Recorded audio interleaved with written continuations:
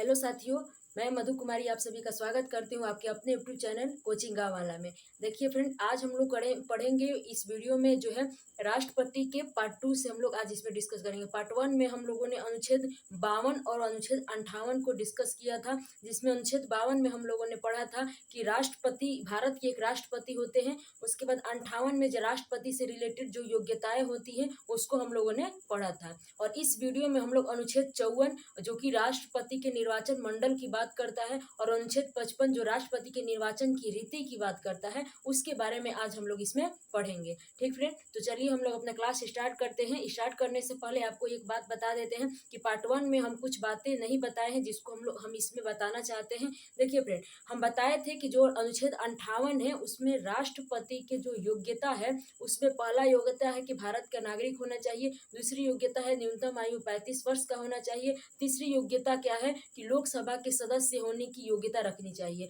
तो यहाँ पे जो है लोकसभा के सदस्य होने की योग्यता क्या है ये हम पार्ट 1 में नहीं बताए थे। जो आज हम बता रहे हैं कि लोकसभा के सदस्य होने की योग्यता जो है बहुत कुछ खास नहीं है, बस है कि भारत का नागरिक होना चाहिए और न्यूनतम आयु जो है वो 25 वर्ष होना चाहिए, जो कि एक राष्ट्रपति उम्मीदवार में जो खड़े होते हैं वो अपने आप इसको पूरा कर लेते हैं क्योंकि पहले से वो भारत के नागरिक होते हैं। दूसरी बात की न्यूनतम आयु 35 वर्ष होता है राष्ट्रपति में, तो कोई भी व्यक्ति 25 हिलने के बाद ही तो 35 में आएगा। तो इस तरह से लोकसभा के सदस्य होने की योग्यता अपने आप आ जाती है। ठीक फ्रेंड, और उसके बाद किसी लाभ के पद पर न हो, ये 4 प्रमुख योग्यताएं हम डिस्कस किए थे। उसके अलावे फ्रेंड जो है हमारा संविधान हमारे संसद को कुछ विशेष अधिकार दिया हुआ है कि जो हमारा संसद है वो राष्ट्रपति से रिलेटेड कुछ भी जो योग्यता उसमें जोड़नी होती है वो जोड़ सकता है, और वो अधिकार उनको जो है वो अनुच्छेद 71 के समक्लोज 3 के तहत दिया गया है। कौन सा फ्रेंड, इसको लिख लीजिएगा कि अनुच्छेद 71 के समक्लोज 3 के तहत ये संसद को ये अधिकार दिया गया है हमारे संविधान के द्वारा कि वो राष्ट्रपति के चुनाव से रिलेटेड कोई भी योग्यता है वो उसको जोड़ सकता है। और इसी का फायदा उठा करके इसी जो है अनुच्छेद की फायदा उठा करके जो है हमारा संसद ने 1952 में एक राष्ट्रपति उपराष्ट्रपति निर्वाचन अधिनियम लाया, जिसमें रखा क्या गया था कि प्रस्तावक की संख्या 1 रखी गई थी, अनुमोदकों की संख्या 1 रखी गई थी और जो है राशि उसमें 0 रखा गया था। फिर उसमें कुछ बदलाव किया गया और उसके बाद 1974 में एक और अधिनियम लाया गया, राष्ट्रपति उपराष्ट्रपति निर्वाचन अधिनियम, जिसमें बात की गई फ्रेंड तो 10 प्रस्तावक की बात की गई थी, 10 अनुमोदक की बात की गई थी और राशि 2500 रखी गई थी। ठीक, और उसके बाद इसमें फाइनल रूप से कुछ और बदलाव किया गया और 1997 में एक और अधिनियम लाया गया, राष्ट्रपति उपराष्ट्रपति के निर्वाचन से संबंधित, जिसमें प्रस्तावकों की संख्या 50 कर दी गई, अनुमोदकों की संख्या 50 कर दी गई और जो राशि थी 2500 उसको 15,000 कर दिया गया। और वर्तमान में भी यही अधिनियम चलते आ रहा है। वर्तमान में भी जो राष्ट्रपति चुनाव होते हैं उसमें 50 प्रस्तावक 50 अनुमोदक और 15,000 रुपये राशि लगानी होती है। ठीक है, तो देखिए हमारा क्वेश्चन यही वहां पर छूट गया था कि ये जो राष्ट्रपति में चुनाव में जो 50 अनुमोदक और 50 प्रस्तावक की जरूरत होती है, इसको हम लोग कहाँ से लाते हैं? ठीक, आखिर कहीं से तो इसको नहीं जोड़ लेंगे, तो इसीलिए इसका जो है 50 प्रस्तावक और 50 अनुमोदक हमारे जो है संसद उसके दोनों सदनों से, यानी कि या तो आप लोकसभा से लाइए, 2 सदन होते हैं, एक होता है लोकसभा और एक होता है राज्यसभा, या तो आप लोकसभा से लाइए या राज्यसभा से लाइए। मान लीजिए कि हमको 50 प्रस्तावक और 50 अनुमोदक की जरूरत है, यानी कि टोटल 100 जो है सांसदों की जरूरत है। ये जो 50 प्रस्तावक और 50 अनुमोदक होते हैं ये दोनों अलग अलग व्यक्ति होंगे, एक ही व्यक्ति प्रस्तावक और एक ही व्यक्ति अनुमोदक नहीं बन सकता है, यानी कि जो है 50 व्यक्ति अलग रहेंगे और दूसरा 50 व्यक्ति अलग रहेंगे। ठीक फ्रेंड, तो इस तरह से जो 100 व्यक्ति होते हैं वो या तो लोकसभा से लीजिए या राज्यसभा से लीजिए या दोनों को मिक्स करके लीजिए, आपको लेना है संसद की इसी दोनों सदन से, और कहीं से आप ये व्यक्ति को आप सपोर्ट में नहीं ले सकते हैं। इसका मतलब है फ्रेंड कि जो अगर कोई व्यक्ति राष्ट्रपति के उम्मीदवार के लिए खड़ा होता है तो यहाँ पर उसको भारी पड़ जाता है कि उसको 50 करके 50 प्रस्तावक और 50 अनुमोदक करके 100 सांसदों की सपोर्ट की जरूरत हो जाती है, और यहीं पर आम आदमी जो है फ्रेंड राष्ट्रपति के चुनाव से से बाहर निकल जाते हैं, क्योंकि 100 सांसदों का सपोर्ट लेना किसी आम व्यक्ति के लिए बहुत बड़ी बात हो जाती है। तो इसीलिए आम व्यक्ति यहाँ पर छटा जाते हैं और भीड़ कम हो जाती है। ठीक फ्रेंड, तो ये बातें हम छोड़ दिए थे जो आप लोग को इसमें डिस्कस कर लिए हैं। चलिए आगे हम लोग आज के क्लास में हम लोग क्या पढ़ने वाले हैं फ्रेंड, तो आज हम लोग पढ़ेंगे अनुच्छेद 54 और अनुच्छेद 55 के बारे में। देखिए आप लोग को बता दें तो हम लोग राष्ट्रपति पढ़ रहे हैं। तो राष्ट्रपति में हम लोग क्रम बाय क्रम अनुच्छेद नहीं पढ़ रहे हैं, हम लोग जो है एक कड़ी से जोड़ के पढ़ रहे हैं। जैसे देखिए फ्रेंड, अगर मान लीजिए कि मार्केट में कोई फॉर्म आया है तो कोई क्या पहले क्या देखता है, पद देखता है कि कितना पद है उसमें, उसके बाद उसकी योग्यता जांच की जाती है कि इसमें योग्यता क्या क्या मांग रहे हैं, 10वीं पास है, 12वीं पास के लिए किया, किसकी योग्यता क्या है, इसकी योग्यता हम लोग चेक करते हैं। योग्यता चेक करने के बाद ये देखते हैं फ्रेंड कि इसका एग्जाम कैसे होगा, कौन कराता है। यानी कि हम लोग निर्वाचन मंडल इसकी हम लोग जांच करते हैं कि कौन इसमें शामिल होता है। ये लोकसभा ये जो है केंद्रीय स्तर पे कराया जाए एग्जाम कि हमारे राज्य स्तर पे कराया जाएगा, इसकी हम लोग देखरेख देखते हैं इसमें। उसके बाद हम लोग इस देखने के बाद क्या होता है फ्रेंड्स, हम लोग का निर्वाचन होता है, यानी कि एग्जाम होता है, परीक्षा होता है, तो निर्वाचन होता है। उसके बाद रिजल्ट आता है तो हम लोग को ज्वाइनिंग लेटर आती है, एक तरह से कहिए तो शपथ हो गया। और इस तरह से उसके बाद हम लोग का कार्यकाल की बात करते हैं, फिर उसके बाद हम लोग शक्तियाँ की बात करते हैं कि हम लोग उस पद पे जाएंगे तो क्या क्या शक्तियाँ मिलेगी। तो इस तरह से हम लोग कड़ी बाई कड़ी जोड़ करके राष्ट्रपति को पढ़ रहे हैं। हम लोग पद के बारे में डिस्कस कर लिए, अनुच्छेद 52, योग्यता पढ़ लिए है अनुच्छेद 58। आज हम लोग पढ़ेंगे निर्वाचन मंडल अनुच्छेद 54 और निर्वाचन प्रक्रिया अनुच्छेद 55। आज हम लोग इस दो अनुच्छेद को पढ़ेंगे और कल इस दो अनुच्छेद को पढ़ चुके हैं और अगले वीडियो में इसके आगे डिस्कस करेंगे। तो चलिए फिर हम लोग देखते हैं अनुच्छेद 54 के बारे में कि अनुच्छेद 54 में क्या कहा गया है, निर्वाचन मंडल में कौन कौन शामिल होते हैं। ठीक, तो देखिए अगर हम लोग अनुच्छेद 54 की बात करें, अनुच्छेद 54 की बात करें फ्रेंड, तो इसी में लिखा गया है कि जो है राष्ट्रपति के निर्वाचन मंडल के बारे में, यानी कि राष्ट्रपति के निर्वाचन मंडल के बारे में, राष्ट्रपति के निर्वाचन मंडल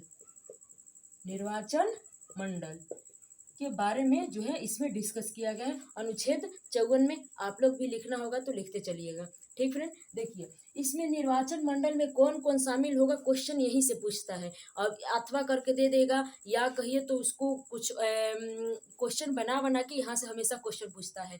तो इसमें कौन कौन शामिल होते हैं फ्रेंड, तो देखिए लोकसभा के निर्वाचित सदस्य शामिल होते हैं, राज्यसभा के निर्वाचित सदस्य शामिल होते हैं, उसके बाद राज्य के विधानसभा के निर्वाचित सदस्य शामिल होते हैं, और उसके अलावा दिल्ली, पांडुचेरी और जो जम्मू कश्मीर के विधानसभा के निर्वाचित सदस्य शामिल होते हैं। कहने का मतलब है कि राष्ट्रपति के चुनाव में सभी के सभी निर्वाचित सदस्य होते हैं, मनोनीत शामिल नहीं होते हैं। ठीक फ्रेंड, कौन कौन शामिल होता है, तो लोकसभा के निर्वाचित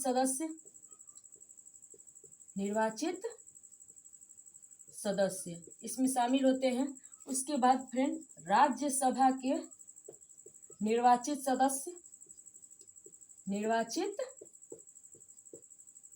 सदस्य इसमें भाग लेते हैं। उसके बाद कहिए फ्रेंड, तो राज्य के विधानसभा के निर्वाचित सदस्य इसमें भाग लेते हैं। ठीक फ्रेंड, इस बात को भी आप लोग को ध्यान देना है। उसके अलावा फ्रेंड कौन सा है, तो पांडुचेरी, दिल्ली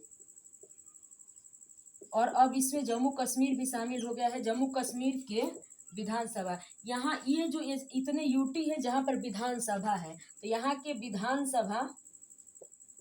विधानसभा के निर्वाचित सदस्य, यानी कि जो भी लोग राष्ट्रपति के चुनाव में भाग लेते हैं वो सबके सब निर्वाचित सदस्य होते हैं। इन बातों को आप लोग को ध्यान देना है। देखिए फ्रेंड, ये जो है पांडुचेरी, दिल्ली और जम्मू कश्मीर की जो बातें कही गई है विधानसभा के सदस्यों को शामिल करने की, यह हमारे मूल संविधान से नहीं था। इसको जो है एक बार 17वां संविधान संशोधन किया गया। कौन सा संविधान संशोधन किया गया फ्रेंड, तो 17वां संविधान संशोधन किया गया।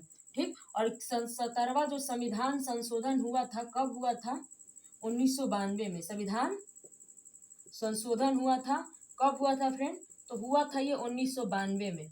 और इसी के तहत जो है दिल्ली, पांडुचेरी के जो विधानसभा के सदस्य हैं उनको राष्ट्रपति के निर्वाचन मंडल में शामिल किया गया। तो यहाँ से क्वेश्चन डायरेक्ट पूछता है कि किस संविधान संशोधन के तहत दिल्ली, पांडुचेरी के विधानसभा के सदस्यों को राष्ट्रपति के निर्वाचन मंडल में शामिल किया गया। तो 17वां संविधान संशोधन 1992 में। ठीक, तो क्या फ्रेंड जब 1992 में इनको शामिल किया गया तो तभी से जो राष्ट्रपति के चुनाव हुए तो उसमें भाग लेने लगे? नहीं, सबसे पहली बार दिल्ली और पांडुचेरी के जो विधानसभा के सदस्य हैं वो 1997 के राष्ट्रपति के चुनाव में सबसे पहले भाग लिए थे। ठीक, यानी कि सबसे पहले फर्स्ट बार कब भाग लिए थे चुनाव में? फर्स्ट बार कब भाग लिए थे फ्रेंड? तो फर्स्ट बार भाग लिए थे जब 1997 के राष्ट्रपति चुनाव में। कब? 1997 के राष्ट्रपति चुनाव में। ठीक, इस बात को ध्यान रखिए। ये क्वेश्चन डायरेक्ट पूछता है फ्रेंड कि पहली बार दिल्ली और पांडुचेरी किस वर्ष के राष्ट्रपति के चुनाव में भाग लिए थे? तो 1997 के राष्ट्रपति के चुनाव में। और उस समय राष्ट्रपति चुनकर के कौन आए थे? तो वो आए थे KR नारायणन। कौन आए थे फ्रेंड? राष्ट्रपति कौन थे? KR नारायणन। उस समय ये राष्ट्रपति चुने गए थे। तो ये जो था, इतनी बातों को आप लोग को ध्यान देना है। अब क्वेश्चन उठता है फ्रेंड कि इसमें कौन कौन शामिल नहीं होते, क्योंकि यहाँ पे हम लोग केवल निर्वाचित देख रहे हैं। ये भी निर्वाचित। तो ये जो निर्वाचित होते हैं तो इसमें से साफ स्पष्ट है कि इसमें जो है किसी भी सभा के, चाहे वो लोकसभा हो, राज्यसभा हो, विधानसभा हो, किसी भी सभा के मनोनीत सदस्य भाग नहीं लेते हैं। ठीक फ्रेंड, क्यों नहीं लेते हैं? क्योंकि सोचिए, राष्ट्रपति का जो चुनाव होता है वो जनता के ही द्वारा राष्ट्रपति चुने जाते हैं, लेकिन अप्रत्यक्ष रूप से। जनता खुद जाके वोट ना देती है, बल्कि वो किसी और को चुनती है और वो जाकर के राष्ट्रपति के चुनाव में मत देते हैं। तो इस तरह से जो है कहा जाए, एक तरह से देखा जाए तो जनता के ही द्वारा राष्ट्रपति चुने जाते हैं। ठीक, तो अगर जनता के द्वारा राष्ट्रपति चुने जाते हैं तो जनता जिसको चुनती है, ठीक, तो वो जनता चुनती है उसको। ठीक, लेकिन ये जो मनोनीत सदस्य होते हैं लोकसभा के, राज्यसभा के, विधानसभा के, ये जो है राष्ट्रपति के द्वारा ही मनोनीत किए जाते हैं किसी अलग अलग क्षेत्रों से। जैसे कि हमारे लोकसभा में 2 मनोनीत किए जाते हैं सदस्य, राज्यसभा में 12 सदस्यों को मनोनीत किया जाता है राष्ट्रपति के द्वारा, जो कि अलग अलग क्षेत्रों से, जैसे शिक्षा से, खेल से, समाज से, तो इस तरह से चुन कर जो है राष्ट्रपति इनको मनोनीत करते हैं। इसीलिए इनको जो है लोग राष्ट्रपति के निर्वाचन में भाग नहीं लेने दिया जाता है, क्योंकि ये जनता के द्वारा चुन करके नहीं गए होते हैं। ठीक फ्रेंड, ध्यान दीजिएगा। उसके बाद देखिए और क्या बात, कौन शामिल नहीं होता है, यहाँ पर लिखते जाइए कि कौन शामिल नहीं होता है। अगर हम लोग नहीं होने की बात करें तो देखिए यहाँ पे हम लिख देते हैं, आप लोग ध्यान दीजिएगा। कौन शामिल नहीं होता है? तो मनोनीत सदस्य शामिल नहीं होते हैं। जो मनोनीत सदस्य होते हैं, मनोनीत सदस्य, ये जो है वो शामिल नहीं होते हैं। ठीक फ्रेंड, और विधान परिषद के सदस्य शामिल नहीं होते हैं। विधान परिषद के सदस्य, विधान परिषद के जो सदस्य होते हैं, सदस्य, वो शामिल नहीं होते हैं। यानी कि 2 ऐसे लोग हैं जिनको शामिल नहीं किया जाता है। मनोनीत सदस्य शामिल नहीं होते और विधान परिषद के सदस्य शामिल नहीं होते। सोचिए फ्रेंड, क्यों परिषद को शामिल नहीं किया जाता है? क्योंकि परिषद जो है वो सभी राज्यों में नहीं है। केवल 6 ही राज्यों में विधान परिषद है। तो केवल 6 राज्यों के अगर विधान परिषद को हम लोग जो है राष्ट्रपति के निर्वाचन मंडल में शामिल करेंगे तो अन्य राज्यों के साथ थोड़ा अनबन जैसा हो जाएगा।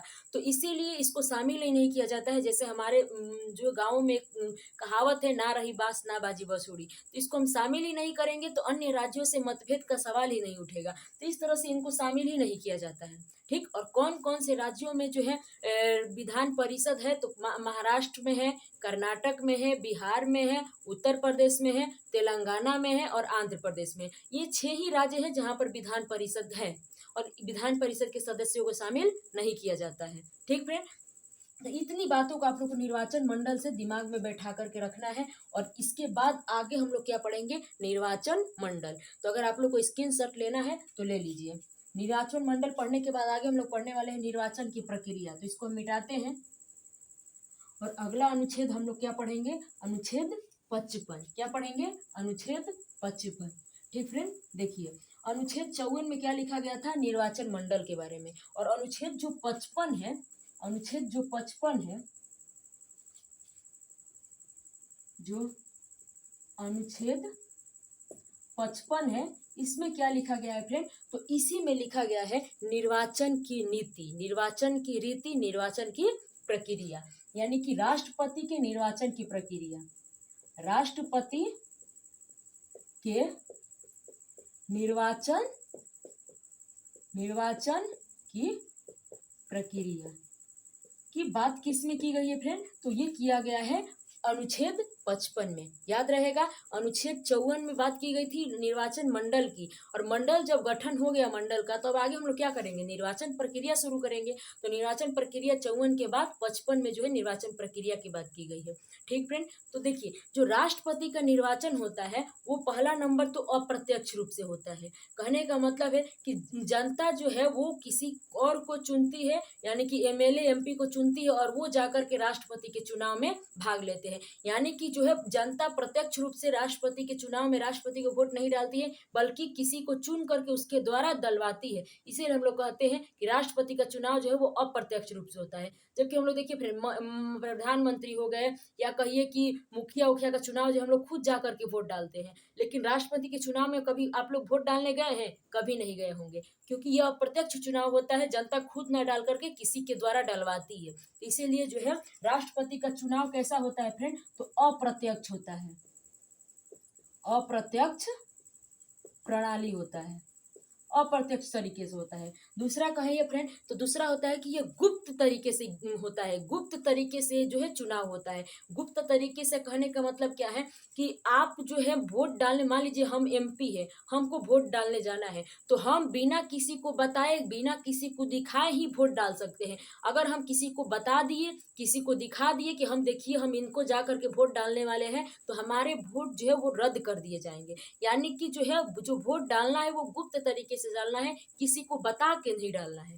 ठीक, तो कैसा होता है फ्रेंड, गुप्त तरीके से होता है। कैसा होता है, गुप्त तरीके से।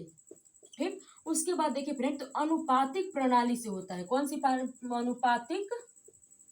अनुपातिक प्रणाली जो है वो इसमें शामिल होती है। ये अनुपातिक प्रणाली क्या होता है फ्रेंड, तो अनुपातिक प्रणाली ये होता है कि अगर कोई भी व्यक्ति राष्ट्रपति के चुनाव में उम्मीदवार के रूप में खड़ा हुआ है, तो उसको जितने भी वैध मत मिले हैं उसका आधा से एक अधिक मत पाना जरूरी है, तभी वो जीत सकता है। यानी कि विजेता को कुल वैध मत का आधा से एक जो है मत अधिक पाना जरूरी है। इसीलिए हम लोग कहते हैं कि ये अनुपातिक प्रणाली है, यानी कि अनुपात में बांटा गया है। जो विजेता होंगे उनको आधा से एक अंक अधिक लाना होगा। जैसे देखिए फ्रेंड, मान लीजिए कि अगर कोई विजेता, अगर राष्ट्रपति के चुनाव में जो है 1000 वैध मत पड़े हुए, वैध मत कहने का मतलब है कि मान लीजिए कुल 1500 मत डाला गया, उसमें से 500 जो मत है वो रद्द कर दिए गए, 500 मत जो है वो किसी कारणवश रद्द हो गया, तो बचा कितना वैध मत, 1000। और इसी 1000 वैध मत का जो है फ्रेंड, इसी 1000 वैध मत में अगर जो विजेता बने हैं उनको 501 जो है मत को पाना जरूरी है। अगर वो 501 से कम पाते हैं तो वो विजेता नहीं हुए। यानी कि किसी भी विजेता को अनुपात में, इसका 1000 का आधा कितना होगा, 500। ठीक, और जीतने वाले को, किसी भी जीतने वाले को एक अधिक होना चाहिए, यानी कि जब आधा से अधिक लाएंगे तभी वो विजेता होंगे। इसको हम लोग कहते हैं अनुपातिक प्रणाली। यानी कि जो राष्ट्रपति का चुनाव है वो अनुपातिक तरीके से होता है। ठीक फ्रेंड, इससे अधिक ला सकते हैं लेकिन इससे कम नहीं।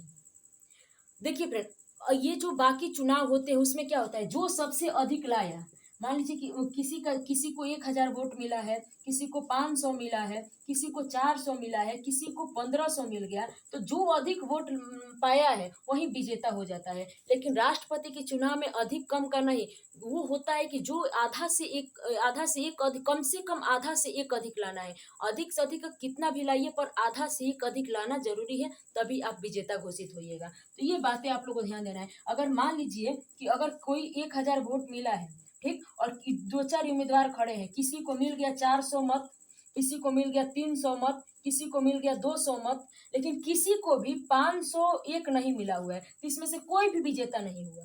इसी को हम लोग कहते हैं कि अनुपातिक प्रणाली है। ठीक फ्रेंड, ध्यान दीजिएगा। तो राष्ट्रपति का जो निर्वाचन होता है वो कैसे होता है, अनुपातिक तरीके से। एक और होता है फ्रेंड जिसको हम लोग कहते हैं एकल संक्रमणीय पद्धति। कैसे होता है, एकल संक्रमणीय पद्धति। अब ये क्या होता है, तो देखिए एकल संक्रमणीय पद्धति कहने का मतलब है कि जो व्यक्ति मत डालने जाता है उसको जो है जितने भी उम्मीदवार होते हैं उन सबको अपने पसंद के अनुसार मत को संक्रमण करना पड़ता है, देना पड़ता है। इसीलिए हम कहते हैं कि ये जो राष्ट्रपति का जो चुनाव होता है वो एकल संक्रमणीय होता है। देखिए फ्रेंड कैसा होता है, देखिए लिख देते हैं, एकल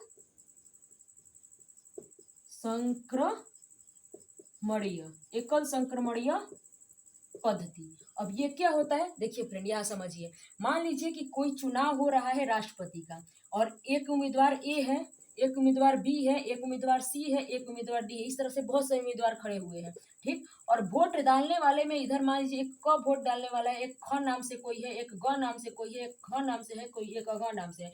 इतने लोग जो है वो वोट डालने जा रहे हैं। ये जो है ये वोट डालने वाले हैं और ये उम्मीदवार है। कौन है फ्रेंड, ये जो है वो उम्मीदवार है। 4 उम्मीदवार खड़े हुए हैं और 5 लोग जो है वो वोट डालने गए हैं। एक एग्जाम्पल की तरफ से समझिए फ्रेंड, ठीक। देखिए तो जो जो क नंबर है वो वोट डालने जाएगा तो क्या करेगा, इसमें से वो अपनी पहली पसंद चुनेगा। क्या चुनेगा कि जो जिसको वो पहले पसंद के रूप में रखता है उस पर वो अपना पहला पसंद देगा। मान लीजिए कि वो बी को अपना पहला पसंद मानता है, यहाँ पर पहला लिख देगा। उसके बाद वो मान लीजिए ए को दूसरा पसंद मानता है, सी को तीसरा पसंद मानता है, डी को चौथा पसंद मानता है। तो इस तरह से वोट तो वो सबको देगा लेकिन अपने पसंद के आधार पे, जिसको वो पहला पसंद करेगा उसको पहले देगा, उसके बाद दूसरी पसंद चुनेगा, उसके बाद तीसरी पसंद चुनेगा। और इस तरह से वोट सबको दिया जाता है लेकिन पसंद के, अपने पसंद को देख करके, ठीक फ्रेंड। तो इसको हम लोग कहते हैं एकल संक्रमणीय पद्धति है, यानी कि एक जो मतदाता है और संक्रमण कर रहा है, अपने वोटों को सभी को दे रहा है, यानी कि सभी को संक्रमण कर रहा है, अपने वोट से सभी को संक्रमण कर रहा है, इसीलिए इसको हम लोग कहते हैं एकल संक्रमणीय। लेकिन जो ये सब चुनाव होते हैं, आम चुनाव, उसमें क्या होता है, हम लोग जाते हैं, यहाँ पे फूल बना रहता है, निशान बना रहता है, जिसको हम लोग चाहते हैं उसको वोट डाल देते हैं, ठीक।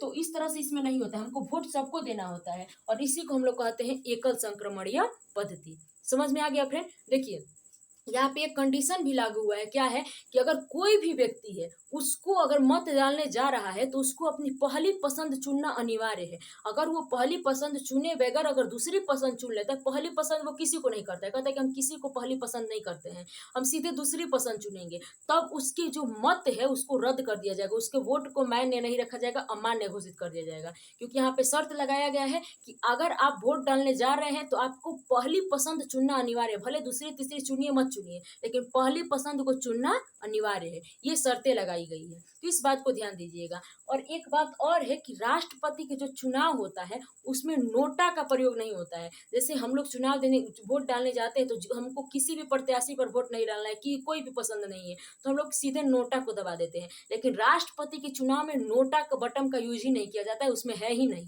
नोटा का यूज नहीं किया जाता। तो यहाँ से भी क्वेश्चन पूछता है कि किसके चुनाव में नोटा का यूज नहीं किया जाता है, तो राष्ट्रपति के चुनाव में। याद रहेगा फ्रेंड। चलिए, तो ये था कि हमारे जो राष्ट्रपति की निर्वाचन प्रक्रिया होती है, एक अप्रत्यक्ष तरीके से होती है, गुप्त तरीके से होती है, अनुपातिक प्रणाली होती है और एकल संक्रमणीय पद्धति होती है। ये 4 प्रणालियां जो है वो हमारे निर्वाचन की प्रक्रिया में शामिल रहती है। इतनी बातें समझ में आ गई।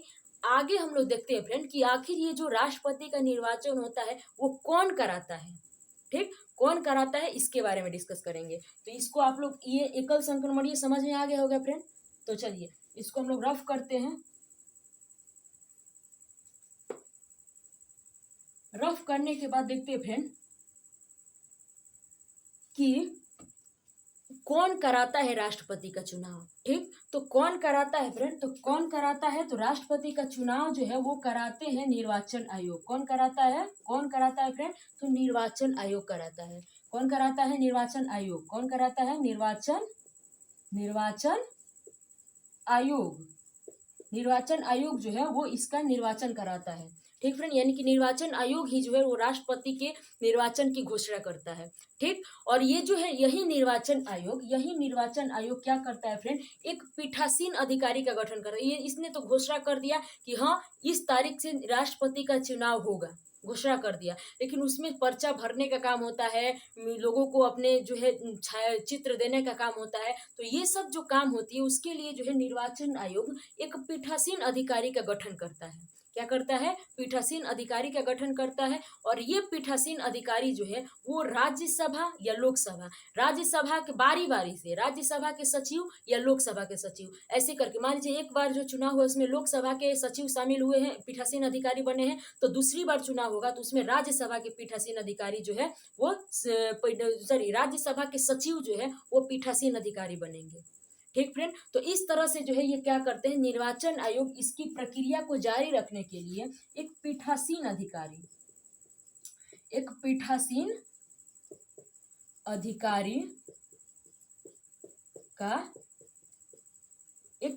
अधिकारी का गठन करता है। और ये पीठासीन अधिकारी कौन होते हैं फ्रेंड? तो ये बारी बारी से लोकसभा और राज्यसभा के सचिव बनते हैं। यानी कि बारी बारी से ये पीठासीन अधिकारी कौन बनते हैं? तो इसमें जो है बारी बारी से कौन फ्रेंड? बारी बारी से लोकसभा और राज्यसभा के सचिव बारी बारी से बनते हैं। यानी कि एक बार अगर राज्यसभा के सचिव बने हैं तो अगली बार लोकसभा के सचिव पीठासीन अधिकारी बनेंगे, और इस तरह से बारी बारी बनते हैं।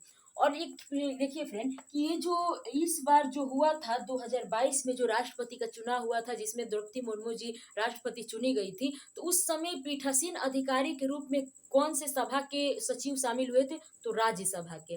कौन थे 2022 में? राज्यसभा के। इसका मतलब है कि जो अगली बार चुनाव होगा राष्ट्रपति का, उसमें पीठासीन अधिकारी कौन बन जाएगा? लोकसभा के सचिव। इस तरह से बारी बारी से पीठासीन अधिकारी बनते हैं। तो ये बातें आप लोग को ध्यान रखना है कि कौन कराता है? निर्वाचन आयोग। किस अनुच्छेद के तहत? 324 के तहत। अनुच्छेद कौन सा है फ्रेंड? अनुच्छेद, ये अनुच्छेद को याद रखना जरूरी है, अनुच्छेद 324। क्वेश्चन पूछता है कि राष्ट्रपति का निर्वाचन जो है निर्वाचन आयोग किस अनुच्छेद के तहत करता है? तो अनुच्छेद 324 याद रहेगा फ्रेंड। चलिए, ये जो है पीठासीन अधिकारी का गठन करता है, और ये पीठासीन अधिकारी बारी बारी से राज्यसभा और लोकसभा के सचिव रहते हैं। इतनी बातें आप लोग को ध्यान देनी है कि कौन कराता है जो चुनाव होता है। ठीक फ्रेंड, देखिए उसके बाद आगे हम लोग पढ़ेंगे। ये तो देख लिए कि इसमें कौन कौन सा होता है, कैसे कौन कौन सी जो पद्धति इसमें शामिल होती है, उसके बाद कौन कराता है। अब देखेंगे कि कैसे होता है। अब हम लोग निर्वाचन करना शुरू करते हैं। तो कैसे होता है निर्वाचन? तो सबसे पहले क्या होता है फ्रेंड कि सभी राज्यों के एमएलए की जो एमएलए का जो वोट है उसका मूल्य निकालते हैं। उसके बाद एमपी के जो मूल्य निकालते हैं, और इस तरह से दोनों को जोड़ करके 2 से भाग दे देते हैं और उसमें 1 जोड़ते हैं, और तब निकालते हैं कि अगर इतना कम से कम इतना मत मिला रहेगा तभी कोई जीत सकता है। ठीक फ्रेंड, तो इस तरह से आप लोग को ध्यान देना है। देखिए इसको हम मिटाते हैं।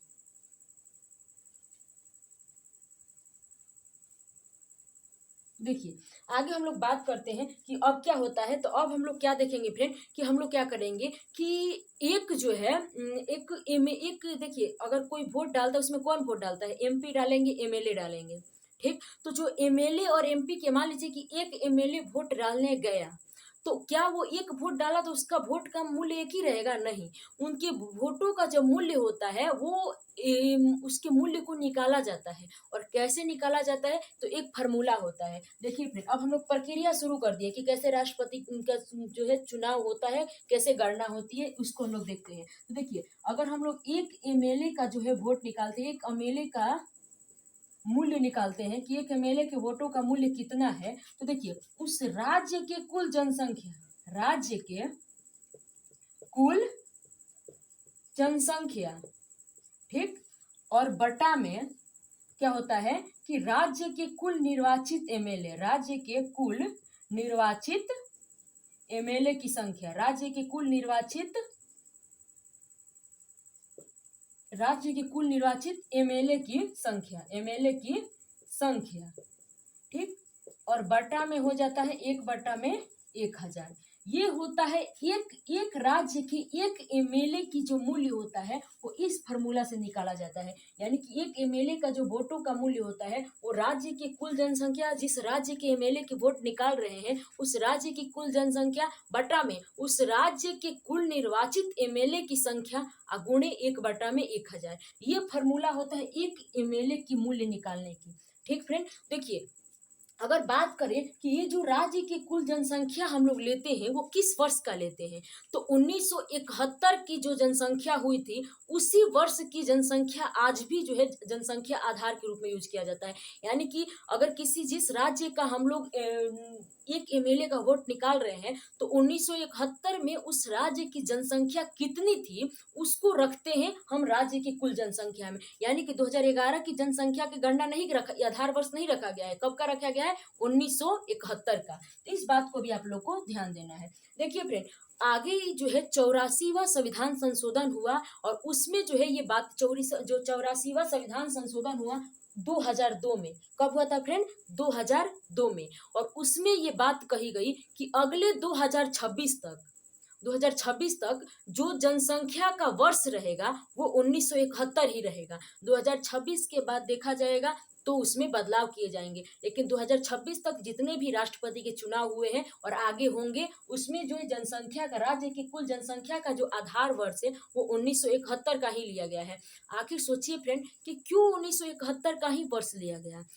क्योंकि जब 1971 की जो जनसंख्या जो जनगणना हुई थी भारत में, उस समय भारत के उत्तरी भारत और दक्षिणी भारत दोनों की जनसंख्या में कुछ खास अंतर नहीं था, इसीलिए उसी वर्ष को हम लोग इसमें शामिल किया गया है। तो इस बात को आप लोग को बारीकी से याद रखना है। ठीक फ्रेंड, चलिए अब हम लोग देखते हैं कि जो है कैसे हम लोग एक एमएलए का वोट निकालते हैं। 2022 की जो है लेटेस्ट जो राष्ट्रपति का चुनाव हुआ था उसमें एक एमएलए का वोट कैसे निकाला गया था उसको हम लोग देखेंगे। तो देखिए, सभी राज्यों का जो है एमएलए का वोट, सभी राज्यों के एमएलए का वोट जो है वो अलग अलग होता है। जैसे मान लीजिए बिहार के जो है एक एमएलए है उसका वोट 173 होता है। क्यों होता है फ्रेंड? देखिए, अगर सभी राज्यों की जनसंख्या अलग अलग होती है, सभी राज्यों के विधानसभा में इसकी सीटें अलग अलग होती है, तो एमएलए की तो संख्या अलग अलग होगी ही। यानी कि सभी राज्य के एमएलए की संख्या जो है, एमएलए का जो मूल्य होता है, वोटों का मूल्य, वो अलग अलग होता है। जैसे हमारे बिहार में जो है लेटेस्ट अगर देखा जाए तो हमारे बिहार की जो है एक एमएलए का वोट कितना है फिलहाल में, अभी कितना है तो 173 है। और कॉमन सेंस ले सोचिए फ्रेंड कि किस राज्य के एमएलए की संख्या, एमएलए के जो मूल्य है वो सबसे ज्यादा होगा, एक एमएलए के वोटों का मूल्य सबसे ज्यादा होगा किस राज्य का? जिस राज्य की जनसंख्या अधिक होगी, जिस राज्य की जनसंख्या अधिक होगी उस राज्य का एक एमएलए का वोटों का मूल्य भी अधिक होगा। तो हमारे राज्य की, किस राज्य की जनसंख्या अधिक है? उत्तर प्रदेश की। तो उत्तर प्रदेश के एक एमएलए की संख्या जो है वो सभी राज्यों में सबसे अधिक होता है, वो 203 होता है। ठीक फ्रेंड, और सबसे कम हमारे राज्य में किसकी जनसंख्या है? सिक्किम की। तो सिक्किम का ही तो एक एमएलए की मूल्य जो है वो सबसे कम होगा, तो 7 ही होता है। ठीक फ्रेंड, इस बात को आप लोग को यहाँ पे नोट कर लेना है कि जो बिहार है, बिहार के एक एमएलए का, एक एमएलए के वोटों का मूल्य, ये क्वेश्चन पूछता है फ्रेंड बीपीएससी में, वोटों का मूल्य कितना है वर्तमान में? तो 173 है। ठीक, और सबसे अधिक किस राज्य का है? सबसे अधिक किस राज्य का है फ्रेंड? सबसे अधिक किस राज्य का है? तो वो है उत्तर प्रदेश। और कितना है? तो एक एमएलए का जो वोट की समूल्य होता है वो 203 है। सबसे कम किसका है? इस बात को भी आप लोग को ध्यान देना है। सबसे कम किसका है फ्रेंड? तो सबसे कम है सिक्किम का। किसका है? सिक्किम का, क्योंकि सिक्किम की जनसंख्या सबसे कम है। और कितना है? केवल 7 ही है। यानी कि सिक्किम में एक एमएलए जो होंगे उनके वोटों की संख्या केवल 7 है। तो इस बात को आप लोग को ध्यान देना है। ठीक, तो जो 2022 में देखिए पूरे राज्य को अगर मिला दिया जाए, हमारे पूरे राज्य को मिला दिया जाए तो कुल एमएलए की संख्या कितनी हो जाती है? तो अगर हम पूरे राज्य को मिला दे तो एमएलए की संख्या हो जाती है कितना फ्रेंड? तो कुल एमएलए की संख्या हो जाती है 40,033। कितना हो जाता है? 40,033। और इसी 40,033 के एमएलए की जो संख्या होती है इसके इनके मूल्यों से गुणा करके और कुल एमएलए के जो है मूल्य निकाला जाता है। तो जो 2022 का चुनाव हुआ था उसमें हमारे पूरे देश के एमएलए को मिला करके उनके मूल्य कितने हुए थे फ्रेंड? तो उनके मूल्य हुआ था, कुल एमएलए का जो वोटों का मूल्य हुआ था 2022 में जो है कुल एमएलए का जो वोट हुआ था, कुल एमएलए का जो वोटों का मूल्य हुआ था वो कितना हुआ था?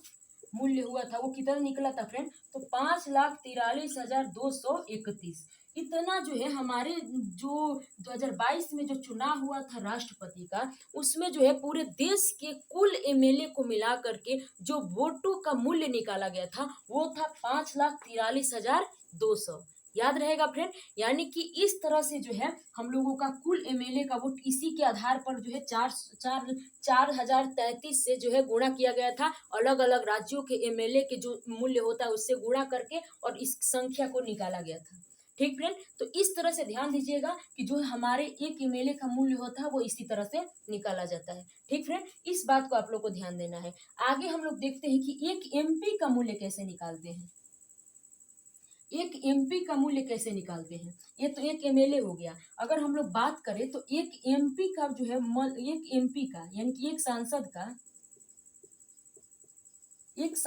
का वोटों का मूल्य, एक सांसद के वोटों का मूल्य, वोटों का मूल्य ये कैसे निकालते हैं फ्रेंड। तो देखिए, देश के कुल एमएलए के वोटों का मूल्य, देश के कुल एमएलए के वोटों का मूल्य बटा में कुल निर्वाचित सांसदों की संख्या। ठीक, क्या होता है फ्रेंड कि कुल एमएलए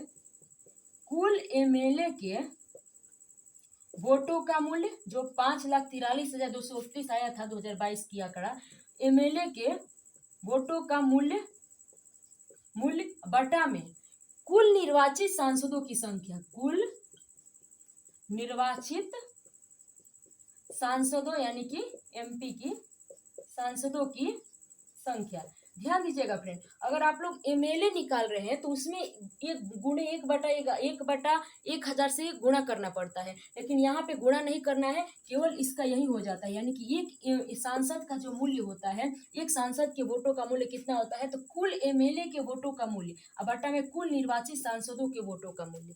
ठीक फ्रेंड, तो यहाँ पे आप लोग को ये दोनों सूत्र को याद रखना, इसी से निकलता है। तो यहाँ पे हम लोगों ने पढ़ा था फ्रेंड कि सभी राज्य के जो है एमएलए की जो सभी राज्य के एमएलए की जो मूल्य होता है वोटों का वो अलग अलग होता है, लेकिन यहाँ पे ध्यान दीजिएगा कि सब एमपी जितने भी एमपी रहते हैं उन सबके वोटों का मूल्य जो है वो एक ही होता है, समान होता है, उसमें बदलाव नहीं होता है। यानी कि एक एमपी का मूल्य जितना रहेगा दूसरे का भी उतना ही रहेगा, तीसरे का भी उतना ही रहेगा, यानी कि एमपी के मूल्य जो है वो नहीं बदलते हैं। तो देखिए फ्रेंड, अगर हम लोग 2022 की बात करें तो 2022 में कितना था एक एमपी का मूल्य, इस बात को ध्यान दीजिएगा। तो देखिए, अगर हम लोग बात करें तो 2022 में कितना आया था, 2022 में जो है वो कुल एमएलए के वोटों की संख्या कितनी आई थी, 5,43,231 आया था ना, जो हम लोग लिखे थे अभी। और कुल निर्वाचित सांसदों की संख्या कितनी है, देखिए सांसद में कहे तो राज्यसभा में कितना हो जाता है 533, और लोकसभा में 533 और राज्यसभा में 243। और इस तरह से अगर जोड़ा जाए तो 3 3 6, 4 3 7 और 5 2 7, यानी कि कुल जो है वो 776 जो है कितने हैं, 776 सांसद हैं। ठीक, और यहीं पर दिया गया है कि कुल निर्वाचित सांसदों की संख्या में भाग देना है, तो कुल निर्वाचित कितने हो गए हैं 776। और इस तरह से अगर भाग देते हैं फ्रेंड तो इसमें आता है 700। यानी कि अगर हम लोग बात करें 2022 में एक सांसद के वोटों का मूल्य कितना था, तो 700 था। ध्यान दीजिएगा फ्रेंड, कितना था, 700 था। तो इस तरह से जो है इस 700 को अगर हम लोग कुल एमएलए का वोट निकाले, कुल एमएलए का अगर हम लोग इसी तरह से निकाले कि मान लीजिए एक एमएलए का वोट 700 है, एक एमएलए के वोटों का जो मूल्य है वो 700 है, सॉरी एमएलए का नहीं एमपी का, एक सांसद के जो है वोटों का मूल्य कितना है, एक सांसद के वोटों का मूल्य 700 है। तो इस तरह से जो है कितने सांसद है, 776 सांसद है। तो 776 में 700 से गुणा कर देंगे तो कुल सांसदों का जो है वोटों का मूल्य निकल जाएगा। तो वही निकालेंगे कि कुल सांसदों के वोटों का मूल्य, कुल सांसदों के जो वोटों का मूल्य है वो कितना होगा, वोटों का मूल्य तो आप लोग निकाल सकते हैं। 700 से गुणा कर दीजिए 776 का, तो ये लगभग में आएगा 5,43,200। देखिए फ्रेंड, अगर हम लोग यहाँ पे जो है कुल हमारे देश में कुल कितने एमएलए हैं, तो 4,033 एमएलए के अगर हम वोटों की जो है मूल्य निकाले तो वो आया 5,43,231। और हम केवल 776 एमपी के वोटों का मूल्य निकाले, कुल मूल्य, तो वो आ गया लगभग में एमएलए के कुल मूल्य के बराबर, यानी कि 5,43,200। यहाँ से साफ स्पष्ट होता है फ्रेंड कि एमपी के जो है वोटों, एक एमपी के वोटों के मूल्य से ज्यादा मूल्यवान होता है एक एमएलए के वोटों के मूल्य से ज्यादा मूल्यवान होता है एक एमपी का वोटों का मूल्य। यानी कि जितना एक एमएलए के वोटों का मूल्य है उससे ज्यादा मूल्यवान है एक एमपी के वोटों का मूल्य। ठीक फ्रेंड। तो इस तरह से आप लोग को ये आंकड़ा निकल गया। अब इसके बाद अंतिम में क्या होता है फ्रेंड, तो इस बात को आप लोग यहाँ पे रफ करके देखते हैं। अंतिम में फिर क्या होता है फ्रेंड, कुल तो निकल गया, कुल एमएलए का जो है वोटों का मूल्य निकल गया, कुल एमपी के वोटों का मूल्य निकल गया। फिर क्या किया जाता है, तो फिर यहाँ पर अनुपातिक प्रणाली लगाई जाती है और ये दोनों को जोड़ करके यानी कि एमपी और एमएलए के कुल मूल्य को जोड़ देते हैं और 2 से भाग देते हैं। और क्या, कुल तो निकल जाएगा, यहाँ पे अनुपात में आ जाएगा, लेकिन एक अधिक पाना चाहिए, एक अधिक जरूरी है। तो फिर क्या करेंगे, कितना आया था एमपी का मूल्य 5,43,200 और एमएलए का कितना आया था 5,43,231 और इसमें 2 से भाग दे देंगे और एक जो है जोड़ देंगे। और इस तरह से अगर इसको हल किया जाएगा तो 5,43,216 मत जो है वो यहाँ पे निकलेंगे। कितना निकलेंगे, 5,43,216।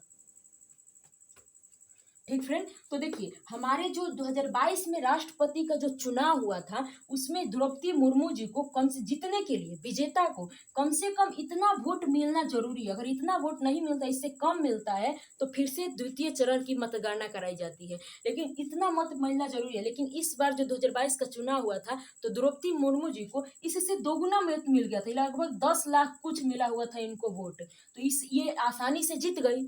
ठीक फ्रेंड। तो इस तरह से आप लोग को इसी तरह से जो है राष्ट्रपति के निर्वाचन की जो मतगणना होती है उसको किया जाता है। ठीक फ्रेंड। तो ध्यान दीजिएगा, इतनी सारी प्रक्रियाएं होती है, याद रहेगा फ्रेंड। आई होप कि आप लोग को ये समझ में आया होगा। तो चलिए ये 2022 की जो लेटेस्ट एग्जाम्पल लेकर के हम लोग समझे हैं 2022 की जो चुनाव हुआ था उसको। ठीक, इस तरह से हमारे राष्ट्रपति की जो निर्वाचन की नीति होती है, जो प्रक्रिया है वो यहाँ पर समाप्त हो गई।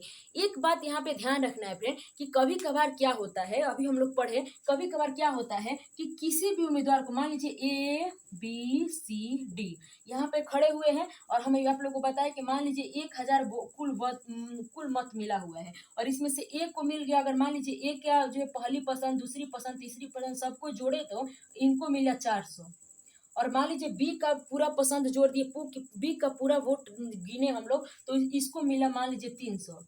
ठीक, अगर अगर हम सी का गिने पूरा मत तो मिल गया इसको कितना मिल गया इसको 200 और डी को मिल गया मान लीजिए 100। अगर हम इसको जोड़ते हैं तो 4 3 7 7 3 10, 1000 तो मत हो गया, लेकिन इसका आधा चाहिए, अनुपातिक प्रणाली यानी कि 501 चाहिए। तो क्या किसी को 501 मिला है?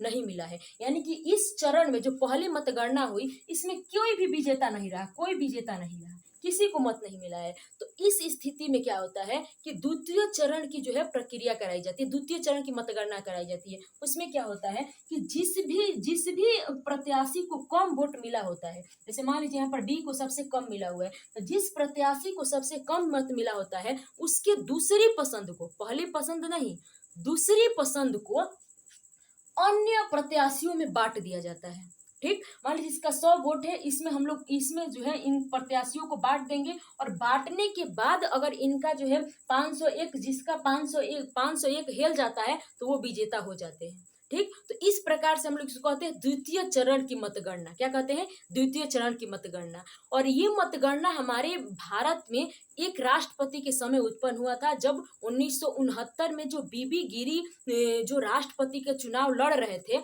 उस समय, उनके समय में द्वितीय चरण की मतगणना कराई गई थी, क्योंकि प्रथम चरण में किसी को आधा से अधिक वोट मिला ही नहीं था। तो इस कंडीशन में दूसरी बार द्वितीय चरण की मतगणना कराई गई और उसके बाद जो है बीबी गिरी राष्ट्रपति बने थे। 1969 की एक घटना है। तो यहाँ पर ध्यान दीजिएगा कि द्वितीय चरण की मतगणना भी होती है।